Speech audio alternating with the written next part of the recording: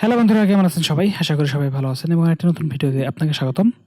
বন্ধুরা, আজকে যে বিষয়টা নিয়ে কথা হবে সেটা হলো আমাদের প্রিন্টার নিয়ে। আর আপনি যদি আমার এই চ্যানেলে নতুন হয়ে থাকেন তাহলে অবশ্যই চ্যানেলটি সাবস্ক্রাইব করবেন এবং পাশে থাকা বেল আইকনটি বাজিয়ে দিবেন আমাদের পরবর্তী ভিডিও পাওয়ার জন্য। ওকে বন্ধুরা, আজকে যে বিষয়টা নিয়ে কথা হবে সেটা হলো আমাদের প্রিন্টার L130 ইপসন। হ্যাঁ, এইটা একটি পয়সা ওসুল প্রিন্টার, এই ইপসন L130। এই প্রিন্টারটি আপনি অনায়াসে 40,000 প্রিন্ট দিতে পারবেন।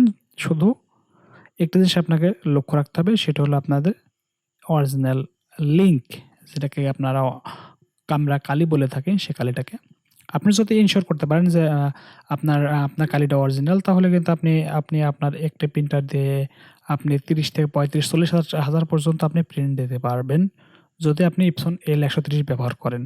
ওকে, এরপরে আমি পয়সা ওসুল কি জন্য বলছি প্রিন্টারটি, সেটা আপনারা একটু শুনবেন।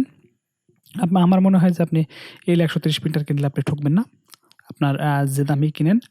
কারণ এর আগে আমি কিনছিলাম, যখন ইপসন L130 প্রথম বের হয় তখন আমি কিনছিলাম ৯,৫০০ টাকা দিয়ে।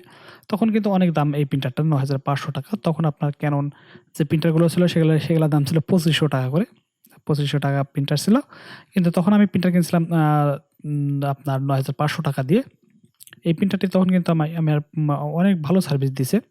প্রায় ৩ বছর উপরে আমি সার্ভিস নিয়েছি এবং এই প্রিন্টারটির কোনো নষ্ট হওয়ার মতো তেমন একটা খুব বেশি কিছু নাই, কারণ এটা হেডে প্রিন্ট হয়।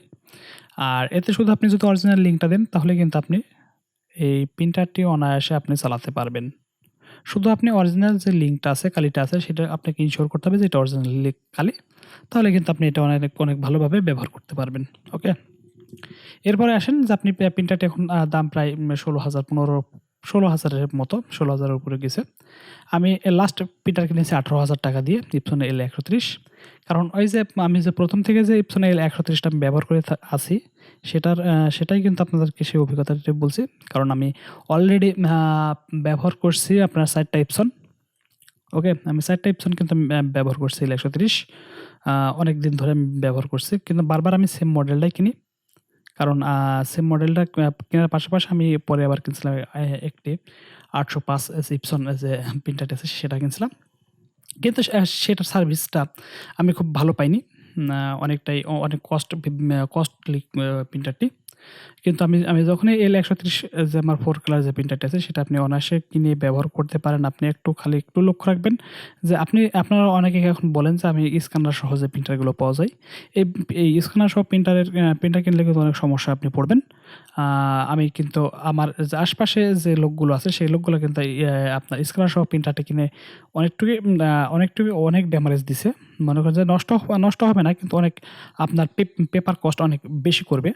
কিন্তু আপনি যদি মনে করেন যে না, আপনি L130 কিনবেন, তবে আপনার জন্য এই ভিডিওটা আপনার জন্য। আপনি অবশ্যই L130টা আমার অভিজ্ঞতা থেকে আমি ফুল সাপোর্ট দিতে পারি যে আপনি অবশ্যই L130 প্রিন্টারটি কিনতে পারেন। যেটা আপনার গ্লোবাল ভার্সন আছে, সেটা আপনি কিনবেন অফিসিয়ালভাবে।